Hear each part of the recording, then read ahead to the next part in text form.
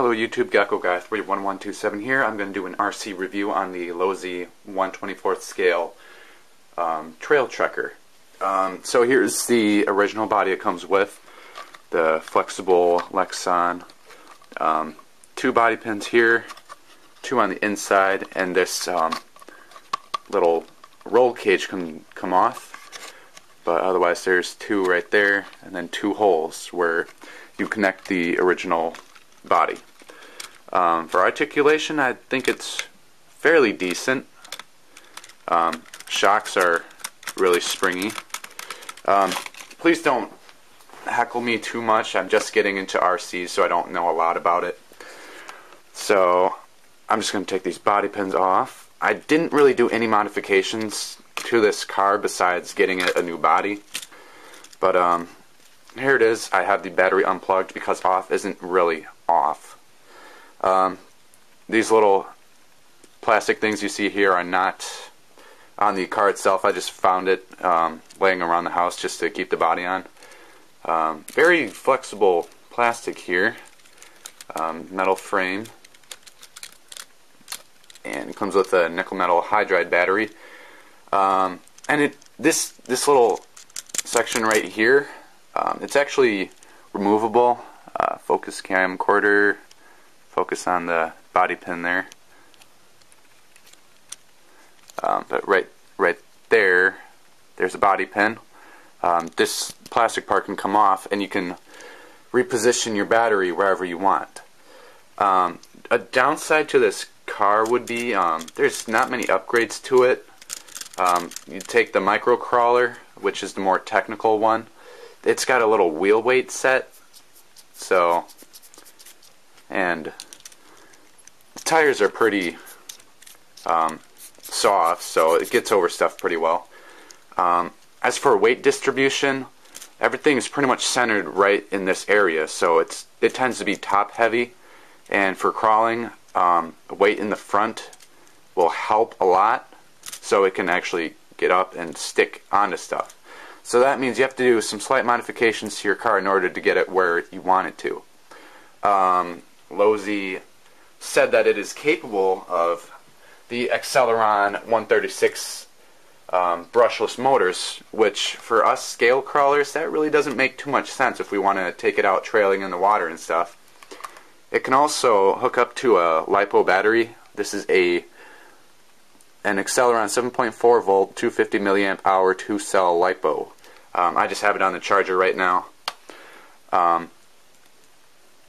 So when I was out crawling with it, it tipped over a few times, only because I didn't change anything. So what I was thinking about doing is taking my friend's Plasti Dip and marine grease and try to get it water resistant. Well, waterproof doesn't really work. I mean, so here's some Velcro, and then here's my friend's liquid electrical tape and marine grease. So that would be another project. I don't think that these are waterproof right out of the box. I think you have to make some modifications. You gotta take your servo apart. You gotta waterproof your ESC and receiver in one. But with the transmitter, it's just your basic 2.4 gigahertz. This is actually really responsive, surprisingly, and I believe just off the top of my head this thing is like $40 or $50. But it's really nice transmitter as compared to my brushless rally car, which is the exact same model, except my rally car isn't as responsive.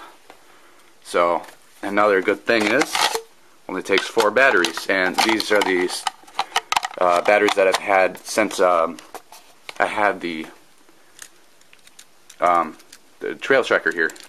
So why don't I just take it outside a little bit and just show you some little crawling. I'm going to try not to do a whole lot of editing to this, only for the fact that I don't want to do a whole lot and then have you guys miss out on some points here. I'm not trying to like say this is a really bad car. I mean, I really like this thing, but you just got to do some modifications to it. So I'll be right back. Alright, so perfect spot right here, right where those rocks are. Just gonna crawl.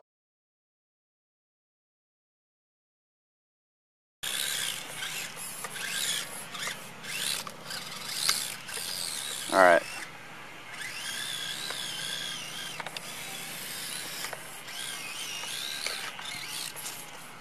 Yep, I tipped it over.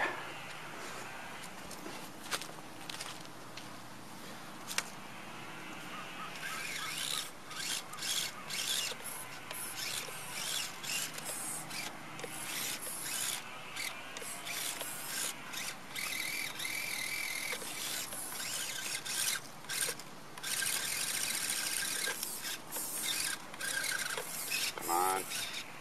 You can do it.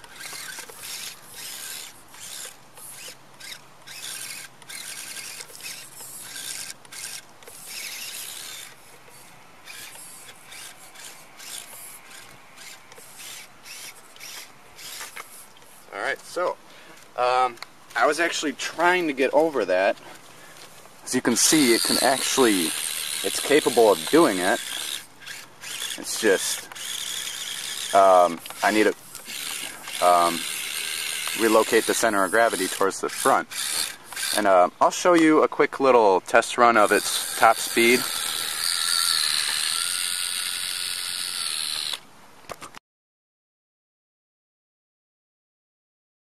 I mean, so that's about walking speed. So, and plus it's got a nickel metal hydride. Now if I wanted to put a lipo on there, I could, just to get over some stuff, but I plan to take this in the water eventually after I water resist it. So all in all, it's a great car. It's $150 or $149.99 at most places. I bought this off of Amazon.com because I don't have a hobby store for about 30 minutes from my house, so I'm not going to go all the way out to a hobby store that I've never been to just to look around. I mean, if I drove 30 minutes out there, I might as well buy something. So that's my quick little review here by GeckoGuy31127. Comment, like, subscribe.